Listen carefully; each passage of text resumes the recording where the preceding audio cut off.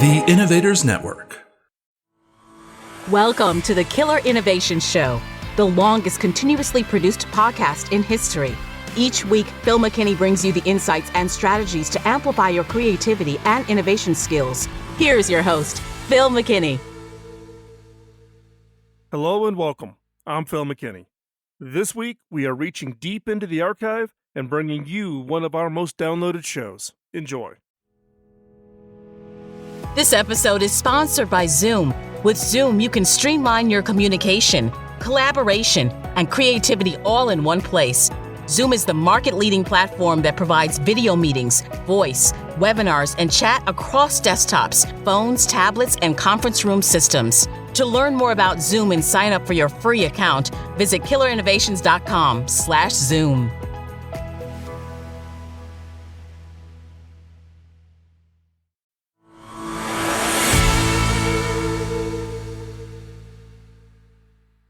Welcome to Killer Innovations. I'm your host, Phil McKinney. We are here in the studio. We've actually been here over the last couple of weeks now, which has kind of been unique. We're getting ready to head on the road. We'll actually be on the road for the next 4 weeks. I'll be in Europe for 2 of those weeks, coming up here to take a little break, but also I'm hosting an event in London for about, 200 people or so. And then I'm back to the States, and then I'll be teaching an innovation bootcamp course in Silicon Valley, and then I'm off to the TED conference. So depending on when this show plays, those things may actually be in the future or they may be in the past. This is a show that we do what we call live to tape. We pre-record them given my travel schedules, and then they get slotted in to be broadcast on the radio show, and then to be reformatted into the podcast. So depending on when you hear this, if you happen to be in the area, if you're going to be at TED, or you're one of the listeners who is signed up to be in the Innovation Bootcamp course, look forward to seeing you there. And today's topic, I'm taking a step back and thinking about creative inspiration. What is it that inspires us to do what it is we do? If you're listening to this show, and I've built my entire career around creativity and innovation. And again, I always have to repeat this. One of the points that I constantly have to make and remind people of is that everyone is creative. Everyone. When we solve problems, we're using a uniquely human ability to look and solve complex issues. And we do this every day. Like making dinner and realizing that you're missing an ingredient for a recipe. What do? You don't throw it out or stop or cower in the corner. You go into the cabinet, you go into the refrigerator, and you look for a substitute ingredient and you try it out. You go and you take a risk. You put something into the recipe in hopes that it either makes it better or solves your problem. Or we have a plumbing problem and stand in the aisle at the home improvement store, and by looking at all the parts that are available at a Home Depot or a Lowe's, for instance, here in the US, and you put those parts together. That's creativity. We see a problem a client is having. If you're in the business world and, whether you're in sales, marketing, and engineering, product delivery, whatever, you see a client that's having a problem, and you combine your products maybe with other companies' products and solutions, and you solve that client's problem. That is creativity. And we use our creativity every day. Have you ever seen someone else who seems to come up with better solutions or problems than you do? For instance, being a better amateur photographer. I have a coworker from HP, innovator. He still works in sales at HP. He's a sales guy, lives up in Minneapolis. And what's surprising is, one, he's a great salesperson. Clients just absolutely love him. But he's also one of the most unbelievable photographers. Some of his photographs are now appearing on the front page of jigsaw puzzles. And a few times a year, his photographs are selected as the photo of the day by National Geographic. And I didn't learn this about Ernie until after I left HP and we connected on Facebook and Instagram. Then the light bulb went off. on why he was always so creative in his job at HP. What people do outside their jobs creatively can be a spark for the creativity they bring to their jobs. Have you run into a cook who never looks at a recipe but takes whatever it is in the kitchen and comes out with great meals? Or how about that guy at the home improvement store who everyone wants to talk to because he solves their problems with simple or elegant solutions? So why are they so much more creative than everyone else? One, they are inspired. Find something that piques your interest, a passion, something that drives them to go beyond, to learn and experiment and continue their learning. In work, it's the corollary to the idea of you work doing something you're passionate about, you'll never work a day in your life. For instance, the guy in the home improvement store may have been my father-in-law. When he retired, he worked part-time at Home Depot in San Diego. When he was in the store, he would have a line of 10 people following him around, waiting their turn. Why? Because he is that good. He could help them solve any problem, electrical, plumbing, home improvement, laying floors, painting, it didn't matter. And he could solve their problems with simple, elegant, and low-cost way. Customers would call the front desk and ask if Dennis was working before they would make the drive over to the store. And why was he that good? Because he had put in more than hundreds of thousands of hours learning his craft, and it showed. What inspires you? One thing I've noticed is you can tell a lot about a person and their passions and inspirations based on, what you listen to. What is it you listen to from the standpoint of a podcast? So, for instance, if you listen to a podcast I listen to called Fro Knows Photo, it's by Jared Pollan. He's been in the podcasting world for a long time. But if you listen to Fro Knows, then you are wanting to improve your photography skills. Why? Now, there are a lot of podcasts that are out there that are, product reviews, etc. What's different about Jared's podcast is the fact that it's one of the best photo podcasts for instructional content, right? If your outside passion is photography, then you should be listening to Fro Knows, right? My passion is around audio, recording studios. I've spent 15 years building and improving and constantly upgrading, my studios in order to improve the audio quality. And I just love what I do when it comes to the podcast. If you're into dance, if you're into cooking or baking or crafts or whatever it is, we live in a world where we have this unending amount of learning and training materials and things that we can take advantage of that people before us just never had. And that's what's allowed for just this absolute explosion of people finding that creativity, finding that spark that's inside of them. So what inspires you? Is it photography? Is it recording audio?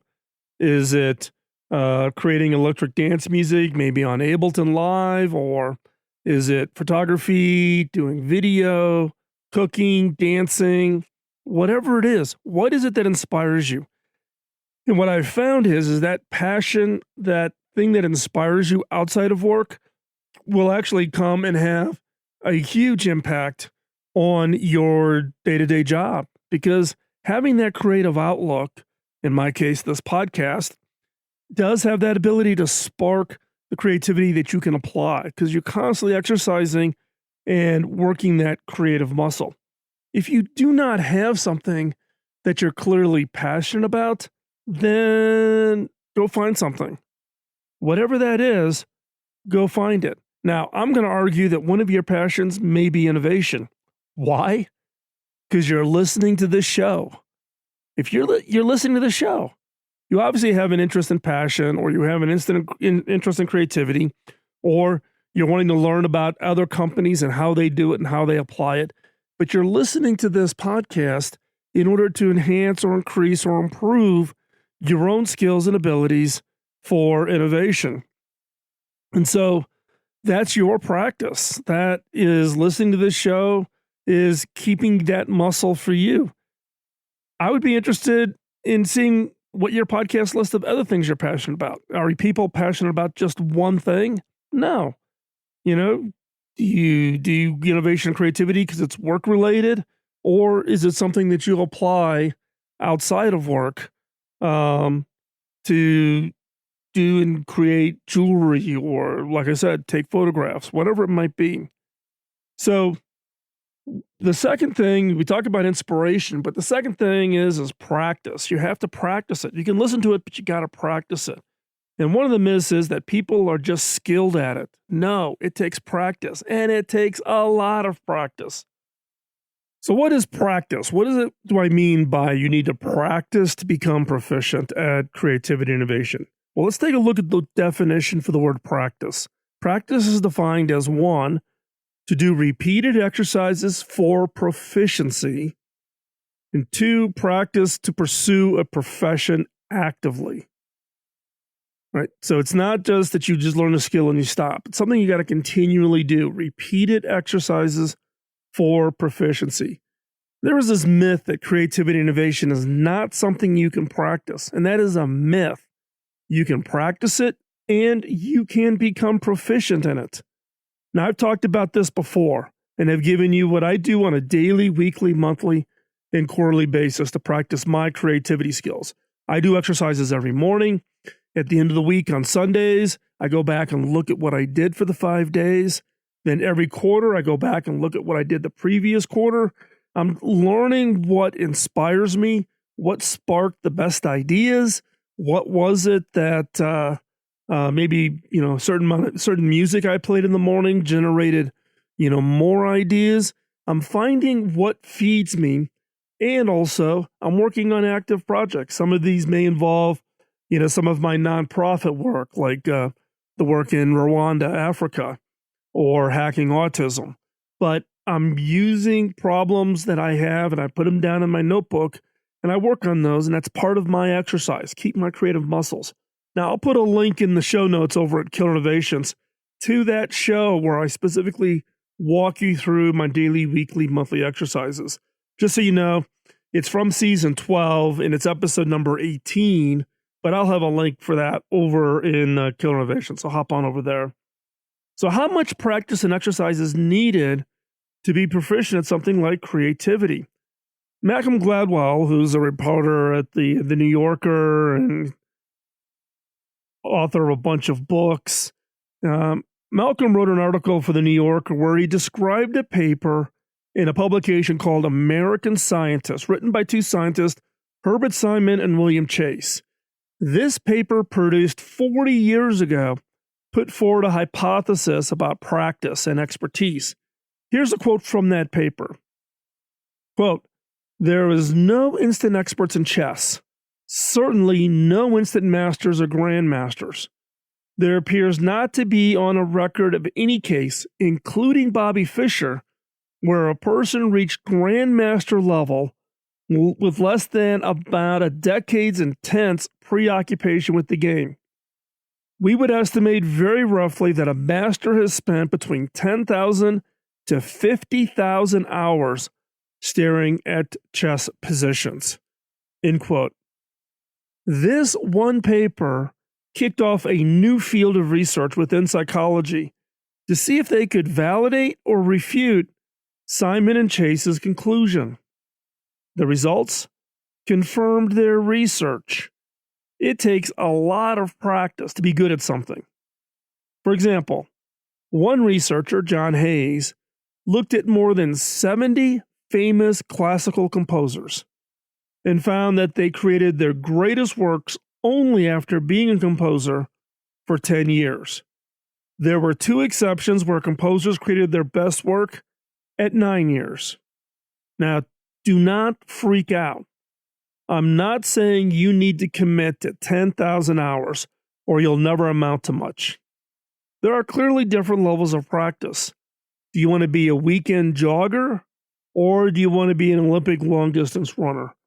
Each requiring a different level of practice and exercise, and most important, commitment. Face it, your other option is you can become a couch potato.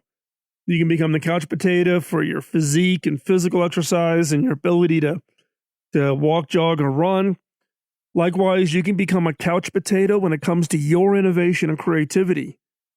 It is your call. Nobody else imposes it on you.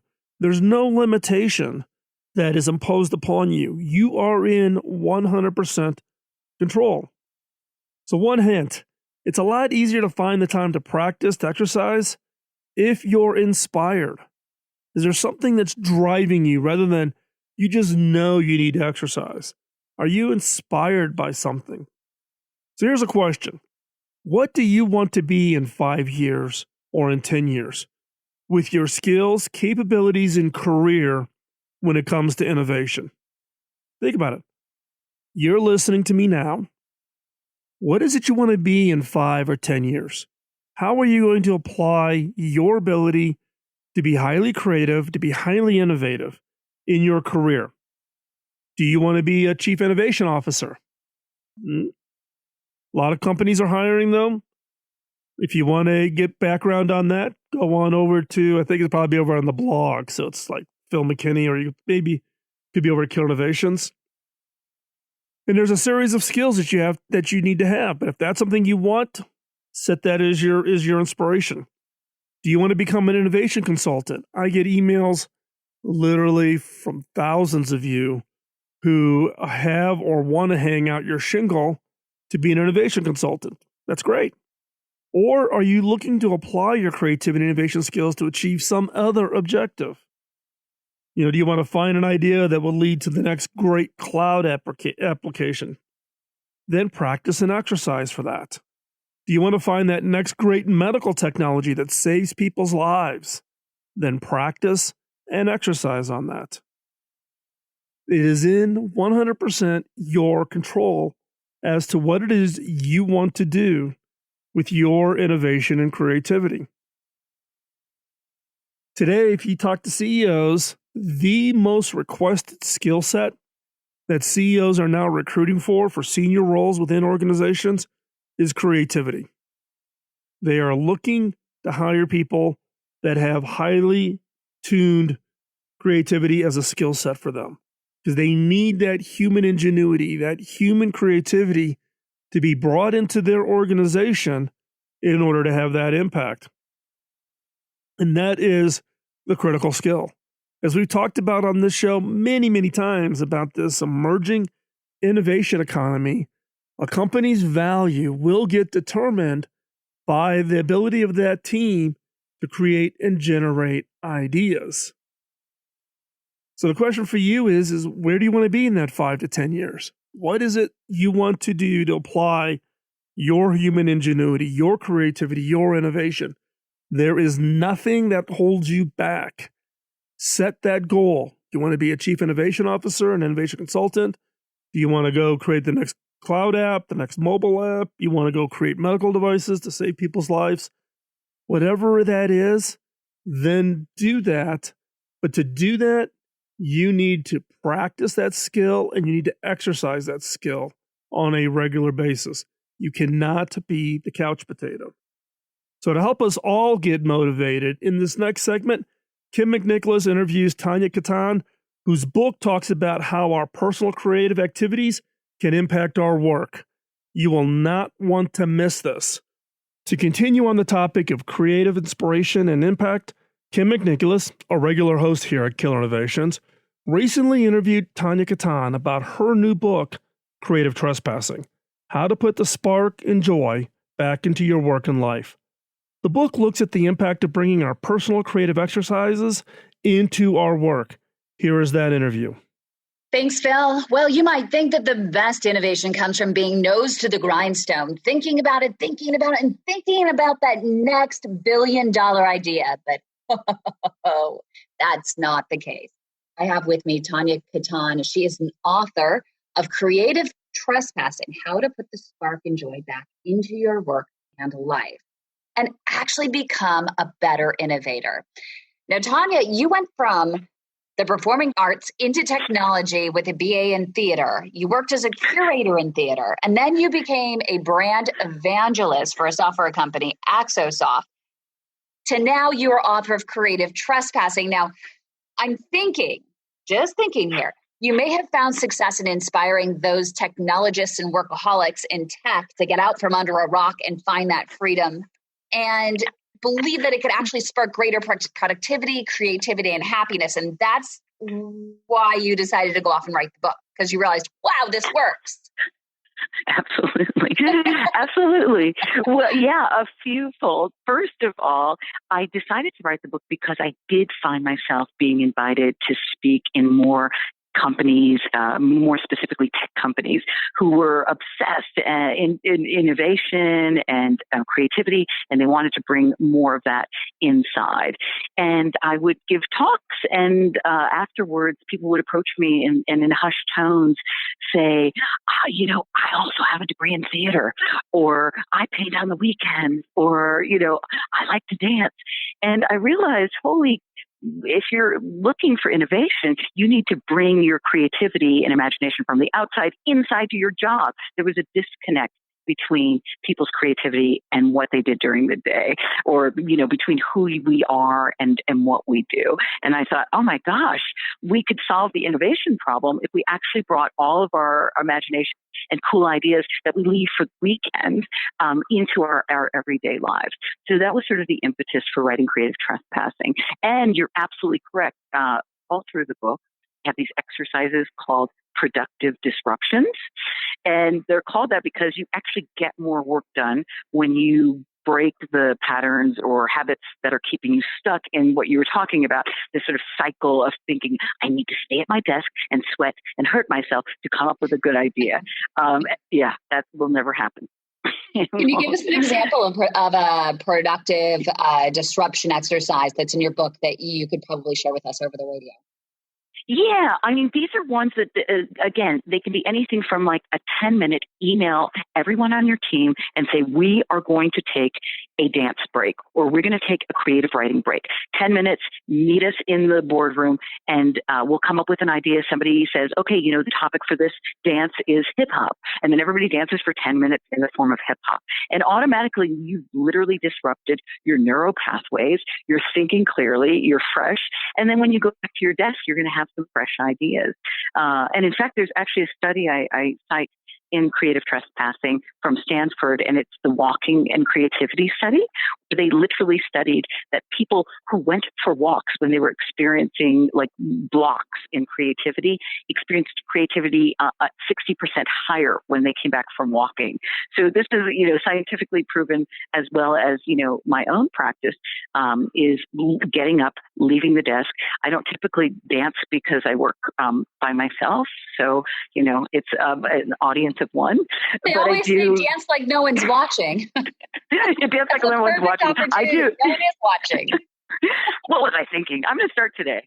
I'm doing it right now. Can you see me? I'm cabbage patching.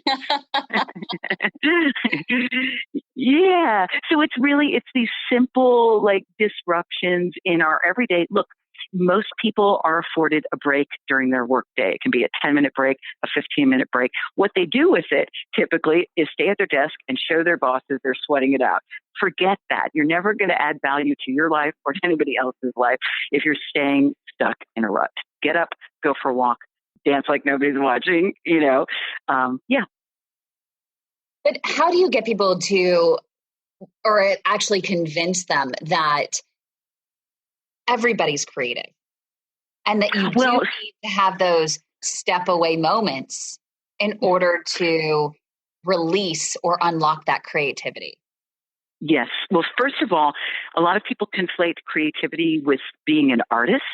And right, so exactly. automatically, right. Okay. And so if you're like, I'm not creative because i.e. I'm not an artist, you're already creating this like, I can't be that. I haven't trained for years. I didn't go to painting school or whatever.